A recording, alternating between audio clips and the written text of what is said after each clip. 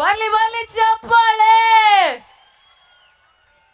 Sir ನೀವು ಈ outfit ಅಲ್ಲಿ ತುಂಬಾ ಚೆನ್ನಾಗಿ ಕಾಣ್ತಾ ಇದ್ದೀರಾ sir. Thank you so much. ಕಷ್ಟ ಏನು ಅಂದ್ರೆ ಇವ್ರಿಗೆ ಮದುವೆ ಆಗಿದೆ, ಆಲ್ರೆಡಿ ಮಗು ಇದೆ, already she is a heroine. ಇದನ್ನೆಲ್ಲ ಜ್ಞಾಪಿಸ್ಬೇಕಾ ಈ ಟೈಮಲ್ಲಿ? ಎಷ್ಟು ಜನ ಹೆಣ್ಮಕ್ಳು ನನ್ನ ನೋಡೋಣ ಅಂತ ಬಂದಿರ್ತಾರೆ. ನೀವು ಬಿಟ್ಟು ಇವರು ಮಕ್ಕಳಿದ್ದಾರೆ, ಮೊಮ್ಮಕ್ಕಳಿದ್ದಾರೆ. ಮಗಳು ಆಲ್ರೆಡಿ ಹೀರೋಯಿನ್ ಅಪ್ಪ. ಆಯ್ತಾ ಹೇಳಿದ್ದು, ಇನ್ನೇನು ಹೇಳ್ಬೇಕಾ? ಮುಗೀತು ಸರ್.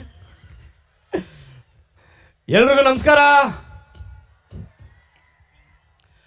ಮೊಟ್ಟ ಮೊದಲನೇದಾಗಿ ನಮ್ಮ ಉಸ್ತುವಾರಿ ಸಚಿವರಾದಂಥ ಜಮೀರ್ ಭಾಯಿಗೆ ಹೃತ್ಪೂರ್ವಕ ಧನ್ಯವಾದಗಳನ್ನು ಹೇಳ್ತೀನಿ. ಇಷ್ಟು ಅದ್ಭುತವಾದಂಥ ಕಾರ್ಯಕ್ರಮ. ಜಮೀರ್ ಭಾಯ್, ಉತ್ಸವ ಅಂದರೆ ಏನು ಅಂದರೆ ಇದು ಉದಾಹರಣೆ, ಇದು ಎಕ್ಸಾಂಪಲ್. ಇದು ಅಷ್ಟೊಂದು ಅದ್ಭುತವಾಗಿ ಮಾಡಿದ್ದೀರಾ. ಆ್ಯಂಡ್ ವಿಜಯನಗರ ಸಾಮ್ರಾಜ್ಯ ಈ ಒಂದು ಪುಣ್ಯ ಭೂಮಿಯಲ್ಲಿ ನಿಂತ್ಕೊಳ್ಳೋದಕ್ಕೆ ನಾವು ಅದೃಷ್ಟ ಮಾಡಿರಬೇಕು.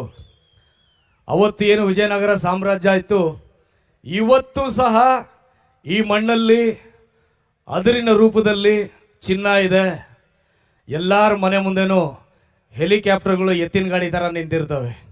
ಅಷ್ಟು ಶ್ರೀಮಂತಿಗೆ ಇರುವಂಥ ಜನ ನಮ್ಮ ವಿಜಯನಗರ ಸಾಮ್ರಾಜ್ಯದಲ್ಲಿರೋರು. ಇಡೀ ಪ್ರಪಂಚದಲ್ಲಿ ಚಿನ್ನ, ವಜ್ರ, ಮುತ್ತು ಇವನ್ನೆಲ್ಲ ಸೇರಲು ಅಳೆದು ಮಾರಿದ್ದಾರೆ ಅಂದರೆ ಅದು ಯಾವುದಾದ್ರೂ ಒಂದು ರಾಜ್ಯ ಇದ್ರೆ ಅದು ವಿಜಯನಗರ ಸಾಮ್ರಾಜ್ಯ ಮಾತ್ರ ಇತಿಹಾಸದಲ್ಲಿ. ಇವತ್ತು ಸಹ ಸುಮ್ಮನೆ ಕಲ್ಲು ಹಿಂಗೆ ತಟ್ಟಿದ್ರೆ ಸರಿಗಮಪ್ಪ ಕೇಳುತ್ತೆ ಅಂದರೆ ಅದು ವಿಜಯನಗರ ಸಾಮ್ರಾಜ್ಯದಲ್ಲಿ ಮಾತ್ರನೇ. 750-800 kg ಚಿನ್ನವನ್ನ ಬೀದಿಗಳಲ್ಲಿ ದೇವಿನ ಕೂರಿಸ್ಕೊಂಡು ಮೆರವಣಿಗೆ ಹೊರಿಸ್ತಾರೆ. ಇಡೀ ಪ್ರಪಂಚದಲ್ಲಿ ಆ ಥರ ಯಾವುದಾದ್ರೂ ಒಂದು ರಾಜ್ಯ ಇತ್ತು ಅಂದರೆ ಅದು ಮೈಸೂರು ರಾಜ್ಯ, ಕರ್ನಾಟಕ ರಾಜ್ಯ. ಎಲ್ಲರೂ ಚಿನ್ನ ಬೆಳ್ಳಿ ಇತ್ತು ಅಂದರೆ ಪ್ರಪಂಚದಲ್ಲಿ ಮನೇಲಿ ಬಚ್ಚಿಟ್ಕೊಳ್ತಾರೆ. ಅಯ್ಯೋ ಚಿನ್ನ ಕಳೆದೋಗ್ಬಿಡುತ್ತೆ, ಬೆಳ್ಳಿ ಕಳೆದೋಗ್ಬಿಡುತ್ತೆ, ಲಾಕರಲ್ಲಿ ಇಡಬೇಕು, ಬ್ಯಾಂಕಲ್ಲಿ ಇಡಬೇಕು ಅಂತ. ನಾವೊಬ್ಬರೇ ಕಣ್ರಿ ಕರ್ನಾಟಕ ರಾಜ್ಯದವರು. ಚಿನ್ನನ ಬೀದಿಯಲ್ಲಿ ಇಡ್ತೀವಿ, ತಾಯಿನ ಹೊತ್ಕೊಂಡು ಮೆರವಣಿಗೆ ಮಾಡಿಸ್ತೀವಿ, ಸೇರಲ್ಲಿ ಅಳತೆ ಮಾಡಿ ಮಾರ್ತೀವಿ ನಾವು. ಮೊಟ್ಟ ಮೊದಲ ವರ್ಲ್ಡ್ ಟ್ರೇಡ್ ಸೆಂಟರ್ ಅಂತ ಏನಾದರೂ ಇದ್ರೆ ಅದು ವಿಜಯನಗರ ಸಾಮ್ರಾಜ್ಯ. ಇಂಥ ಒಂದು ಪುಣ್ಯಭೂಮಿಗೆ ನಮ್ಮನ್ನ ಕರೆದು ನಿಮ್ಮ ಮುಂದೆ ನಮ್ಮ ಪ್ರತಿಭೆಯನ್ನು ತೋರಿಸೋದಕ್ಕೆ ಅವಕಾಶ ಮಾಡಿಕೊಟ್ಟಿರ್ತಕ್ಕಂಥ ಎರಡನೇದಾಗಿ ನಮ್ಮ Sadhu sir, thank you so much. ತುಂಬ ದಿನ ಆಗಿತ್ತು ಸಾಧು ಸರ್ ಫೋನ್ ಮಾಡಿ, ಪ್ರೇಮ್ ಮರ್ತೋಗ್ಬಿಟ್ರ ನಮ್ಮನ್ನ ಅಂದರು. ನಾನು ಒಂದೇ ಮಾತು ಹೇಳಿದ್ದು, ಸರ್ ಮನುಷ್ಯ ಏನು ಬೇಕಾದರೂ ಮರೆತು ಬದುಕ್ಬೋದು ಸರ್, ನಗುನ ಮರೆತು ಬದುಕೋದಕ್ಕಾಗದ ಸರ್, ನಗುನ ಮರ್ತೋಗಿದ್ದ ದಿವಸ ಮನುಷ್ಯ ಸತ್ತೋಗ್ತಾನೆ ಅಂತ. ಸಾಧು ಸರ್ ನಮ್ಮ ಕರ್ನಾಟಕದ, ನಮ್ಮ ಚಲನಚಿತ್ರರಂಗದ ಆಸ್ತಿ. ಒಂದು ನಗು ಅಳಿಸೋದು ಯಾರನ್ನ ಬೇಕಾದ್ರೂ ಅಳಿಸ್ಬೋದು, ಆದರೆ ನಗಿಸೋದು ಬಹಳಷ್ಟು ಕಷ್ಟ. ಕೋಟ್ಯಾಂತರ ಮನಸ್ಸುಗಳನ್ನು ಇವತ್ತು ಹಗಲು ರಾತ್ರಿ ನಗಿಸ್ತಾರೆ ಅಂದರೆ ಅದು ಸಾಧು ಸರ್. ಇಷ್ಟು ಜನ ಕಲಾವಿದರನ್ನೆಲ್ಲ ಕರೆಸಿ ನಮ್ಮನ್ನೆಲ್ಲ ಇಲ್ಲಿ ಮೆರವಣಿಗೆ ಮಾಡಿಸ್ತಾ ಇದ್ದೀರಾ. ಮತ್ತು ಸಾಧು ಸರ್ ಬಗ್ಗೆ ಒಂದು ವಿಶೇಷವಾಗಿ ಹೇಳಲೇಬೇಕೇನೆಂದರೆ, ನಾನು ಚೆನ್ನಾಗಿ ಬದುಕಿದ್ರೆ ಸಾಕು ಅಂತ ಇರೋ ಕಾಲದಲ್ಲಿ ಕರ್ನಾಟಕ ಮ್ಯೂಸಿಷಿಯನ್ ಅಸೋಸಿಯೇಷನ್ ಅಂತ ಮಾಡಿಕೊಂಡು ಎಲ್ಲರ ಹತ್ರನೂ ಏನಾಗುತ್ತೋ ಸಹಾಯ ತಗೊಂಡು ಅಷ್ಟೂ ಜನ ಮ್ಯೂಸಿಷಿಯನ್ಗೆ ಕಷ್ಟ ಕಾಲದಲ್ಲಿ ಆಗಬೇಕು ಅಂತೇಳಿ ಒಂದು ಫಂಡನ್ನು ಮಾಡಿದ್ದಾರೆ.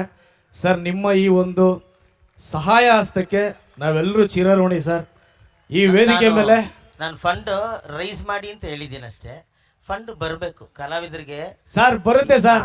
ಅಂದರೆ ಎಲ್ರಿಗೂ ಒಂದು ಸೂರು ಇರ್ತದೆ. ನಮ್ಮ ಭಾರತದಲ್ಲಿ, ನಮ್ಮ ರಾಜ್ಯದಲ್ಲಿ ನಮ್ಮ ಕಲಾವಿದರು ಕೂಡ ಟ್ಯಾಕ್ಸ್ ಕಟ್ತಾರೆ, ಆದರೆ ಅವ್ರಿಗೆ ರಿಟರ್ನ್ಸ್ ಏನೂ ಇಲ್ಲ. ಒಬ್ಬ ಗೌರ್ಮೆಂಟ್ ಕೆಲಸಗಾರರಿಗೆ ಅವ್ರು ಟ್ಯಾಕ್ಸ್ ಕಟ್ಟಿದರೆ ಅವರಿಗೆ ಹಾಸ್ಪಿಟ್ಲ್ ಅಂತಿರುತ್ತೆ, ಇನ್ನೊಂದಿರುತ್ತೆ, ಏನೇನೋ ಅವರಿಗೆ ಫೆಸಿಲಿಟಿ ಇರುತ್ತೆ. ಆದರೆ ಕಲಾವಿದರು ಕೂಡ ಟ್ಯಾಕ್ಸ್ ಕಟ್ತಾರೆ, ತುಂಬ ಲಕ್ಷಾಂತರ ಕೋಟ್ಯಾಂತರ ಕಟ್ತಾರೆ. ತುಂಬ ಅದರಲ್ಲಿ ಬಡ ಕಲಾವಿದರು ಇದ್ದಾರೆ, ಆದರೆ ಅವರಿಗೆ ಸರ್ಕಾರದಿಂದ ಯಾವ ರಿಟರ್ನ್ಸು ಇಲ್ಲ. ಅದಕ್ಕೆ ನಮ್ಮ ಎಲ್ಲ ಉಸ್ತುವಾರಿ ಸಚಿವರು, ನಮ್ಮ ಸರ್ಕಾರ, ಯಾವುದೇ ಸರ್ಕಾರ ಬರಲಿ, ದಯವಿಟ್ಟು ಕಲಾವಿದರಿಗೆ ಒಂದು ಪರ್ಮನೆಂಟ್ ಏನಾರು ಒಂದು ಸೋರ್ಸ್ ಮಾಡಿ ಸರ್. ಒಂದು ಪೆನ್ಷನ್ನು ಏನೋ ಬರಬೇಕು. ಕಲಾವಿದರು ಬದುಕಿದ್ರೇ ಈ ಜನ ಸೇರಕ್ಕೆ ಸಾಧ್ಯ. ಜನರನ್ನ ಸೇರಿಸೋದು ಒಬ್ಬನೇ ಅವನು ಕಲಾವಿದ. ಅಂಥವ್ರನ್ನ ಬೆಳೆಸಿ ಅಂತ ಹೇಳ್ಬಿಡ್ತೀನಿ. ಒಂದು ಹಾಡನ್ನು. ಎಸ್ ಸರ್, ಖಂಡಿತ.